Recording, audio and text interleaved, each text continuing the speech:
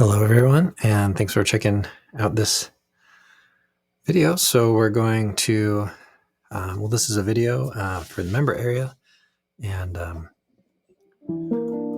podcast. So this is a live stream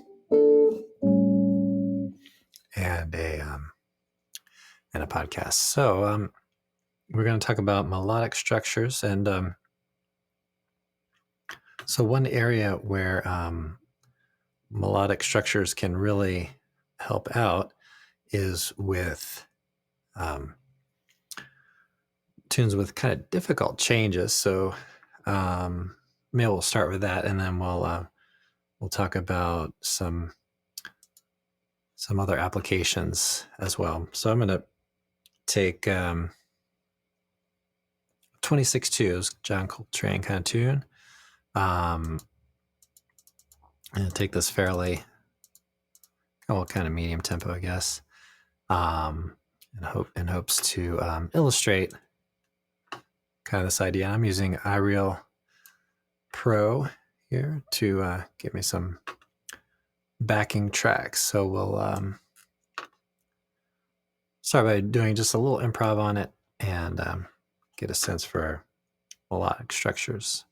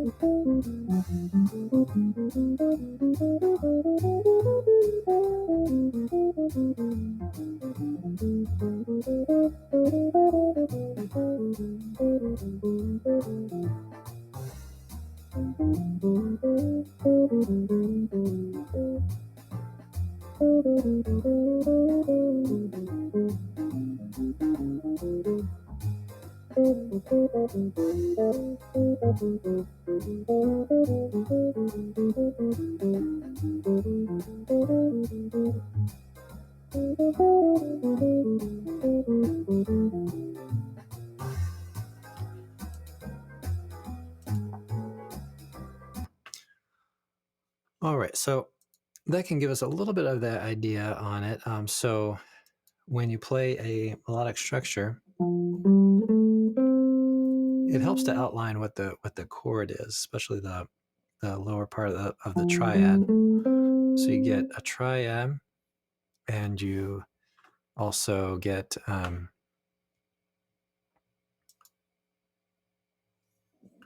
non-chord tone. So if we had a F major triad, okay,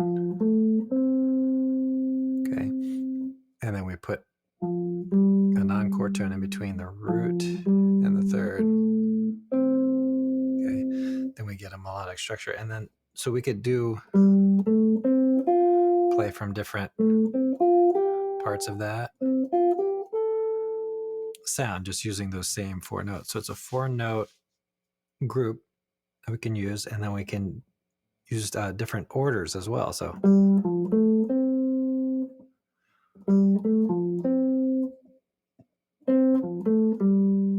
okay, so a lot of we could call permutations, which is what the word Jerry Bergonzi uses. So this is I'm referencing his book on improvisation, volume 1 of Inside Improvisation. And so let's take a little bit of a look at that book and talk a little bit about it. And if you're listening on the podcast, that can translate here, and I'll try to describe things as much as I can. All right. So let's get into how we can kind of use these.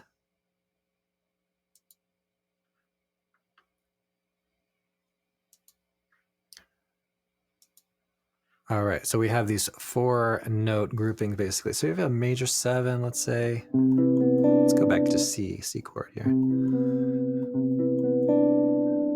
And so you could say, okay, C, D, E, G. So 1, 2, 3, 5. Okay. And then that same grouping might work well over dominant 7 as well. So you could use the same grouping. And then what can come a little later with if you have other types of scales, then you might, or other types of chord sounds, like maybe a flat 9, then you could alter it a little bit by lowering the 9 or lowering the 2. Anyway, but that will come in a bit later. But and then minor chords, we use like root 3, 4, and 5.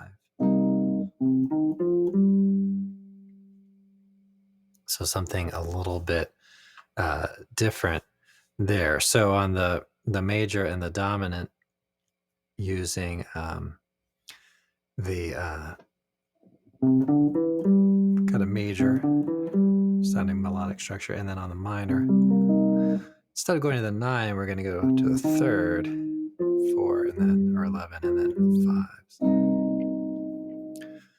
And then when it comes to minor 7 flat 5 chords, which is again not listed there, but we can alter that a little bit. So just do the melodic or minor melodic structure and flat the 5.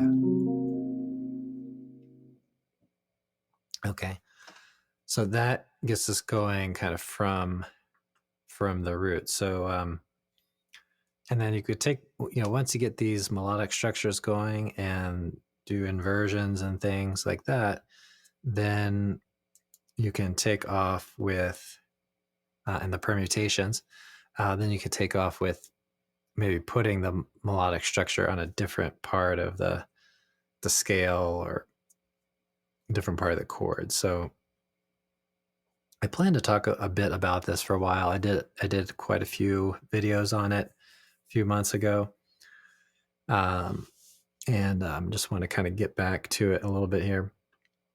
And so let's see if we can bring up maybe another tune, see if we can demonstrate using that whole thing. Let's pick a tune that's a little bit of minor and major. How about Solar? So we can take it fairly slow so we can kind of hear this.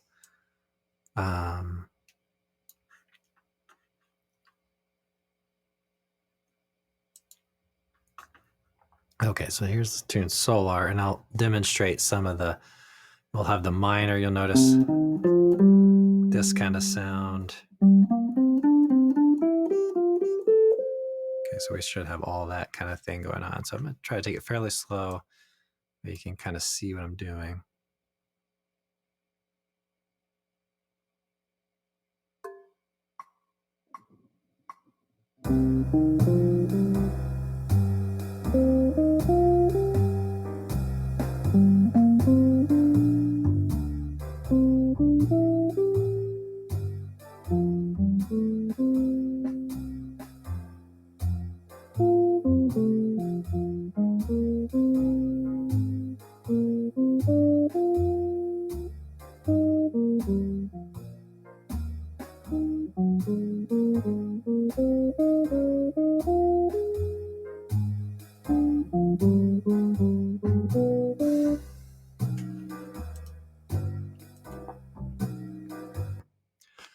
And this is a good way to kind of maybe start to practice these, which is just play maybe one of the melodic structures right from the root note, and then just kind of stop and then find another spot. Okay, and then see if you can start kind of maybe mixing it up, maybe spreading out the rhythms. So maybe I'll give an example of that. Maybe I'll get the tempo going up a little bit.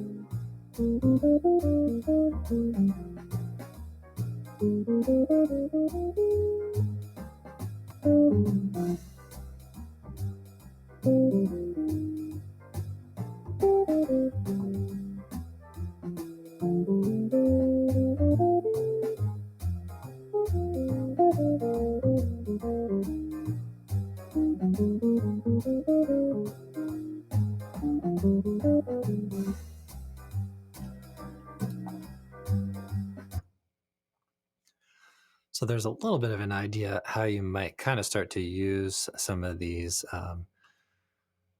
patterns and shapes. So let's take a look at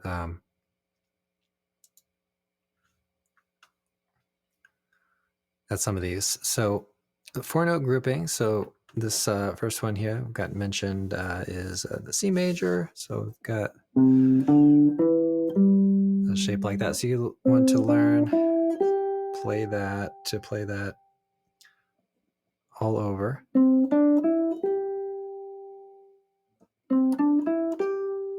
Okay, the neck in different locations, and then a vamp a chord like C major 9, and practice playing through that. So then the same thing, dominant 7, okay, and then the minor 7.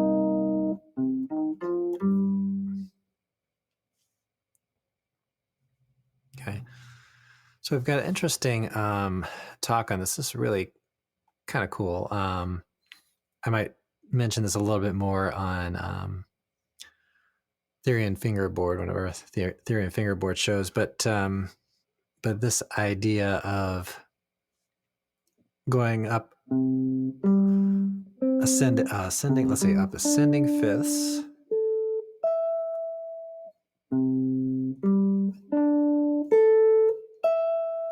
okay, and then trying to kind of sandwich those into one octave. So if we have, you know, the G, C, and G, we can move those notes D down an octave. We can move the A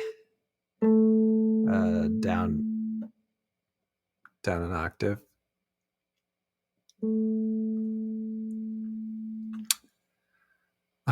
E, bring that down a couple of octaves there. And so we can have that kind of land into this idea of the C major melodic structure and also the A minor. So just kind of sandwich those within an octave is what he's saying. So some of those will need to come down in order to fit those into kind of one octave. All right. And so we have these different intervals. So we might get into that a little bit more in theory and fingerboard, but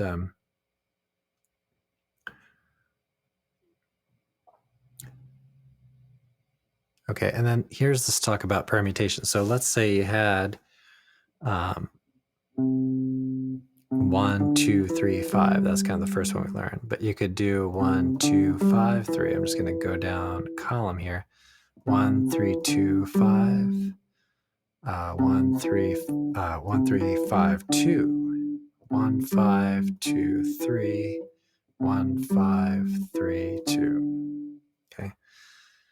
And then you could start with each one of those and just go through all those different basic permutations. So it's important to make a distinction between what a permutation is going to be versus what an inversion of some of these will be. So the permutation is more the order within the in the range. So all of these are the range of C as the lowest note and G as the highest note, and then just mixing those up into different orders. And then we also have the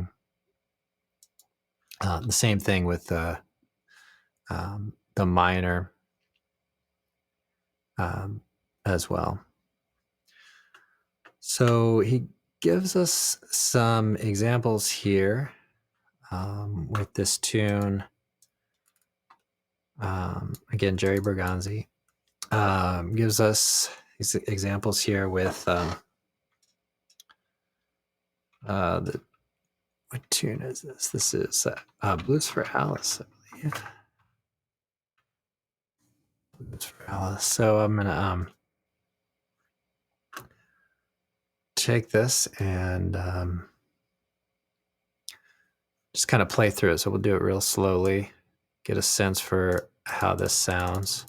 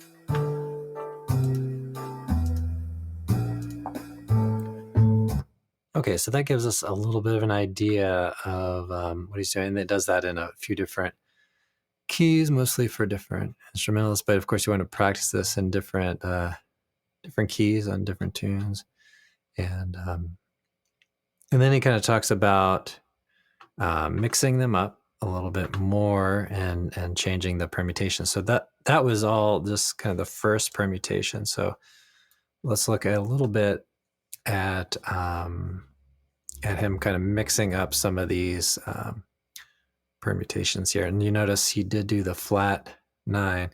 So he's doing permutation 2, 1, 5, 3 here. So we'll listen to him do that.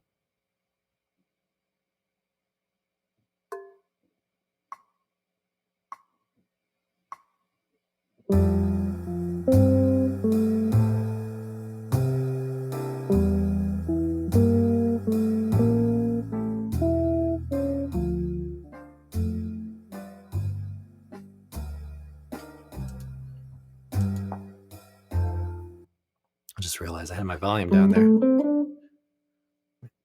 Bring that back up.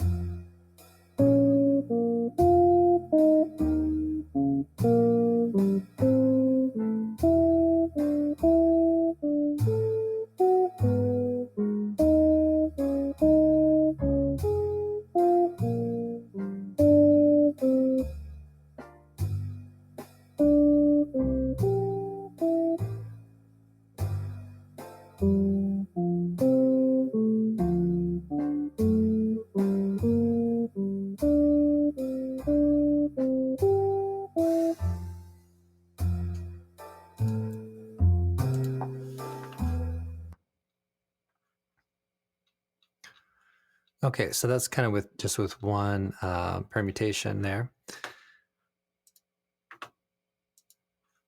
And so the idea is practice the permutations or the order of the notes, and then start kind of mixing those up, which is what he does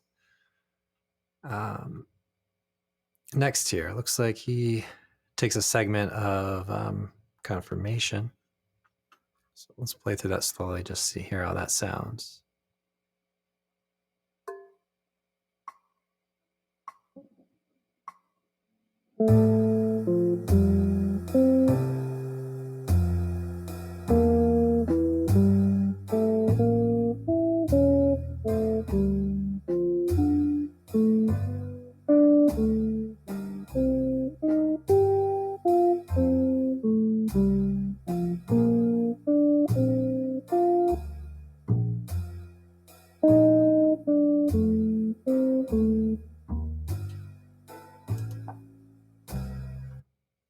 Sorry about that. Forgot to change the tune there. Let's change that one over. Started out exactly the same. Let's see.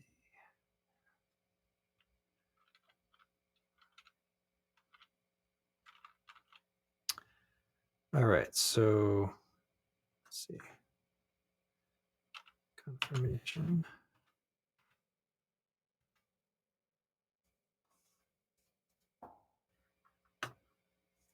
All right, here we go. So this is the A section for confirmation.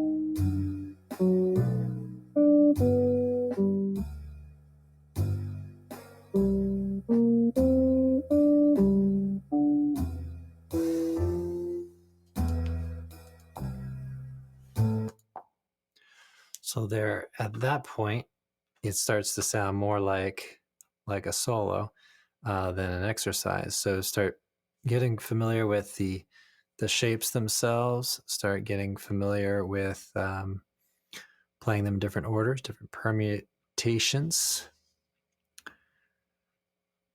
And then let's see, what else does he talk about here? So he talks about visualization.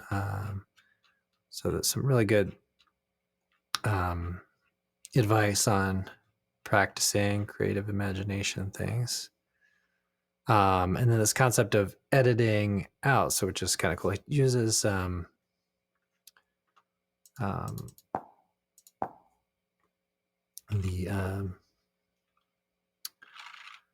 giant steps to use this idea of playing the, again, I'm taking it really slow, playing the melodic structures and then start omitting notes out of it, which he's calling editing.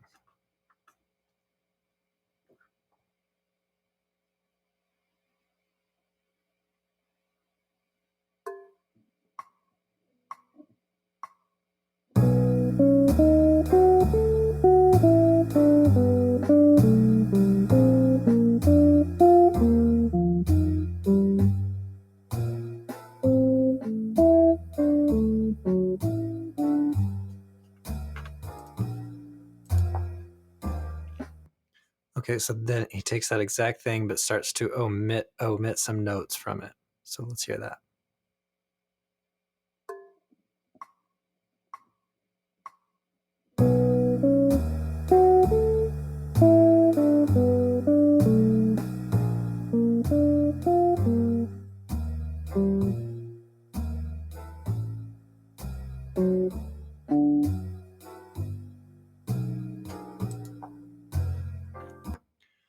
Okay, so he starts to remove some of the notes. So he's talking about editing there.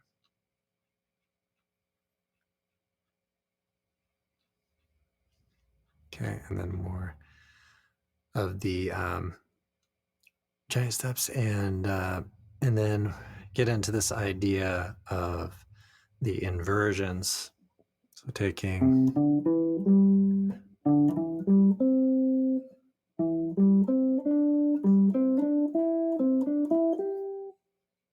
the 4 different ways to invert it. All right, so that's going to do it for our talk today. But maybe I'll play us out a little bit here, and play a little bit of giant steps. Nothing too fast here.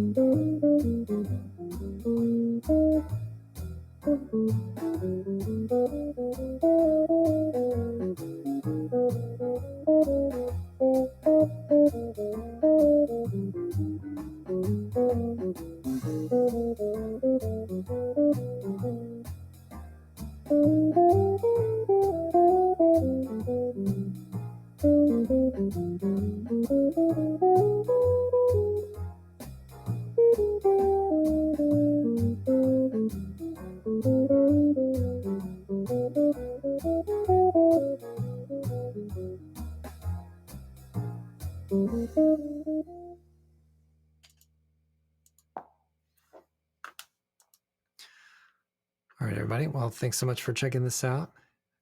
And I will see you all in the next one. Have a great practice session.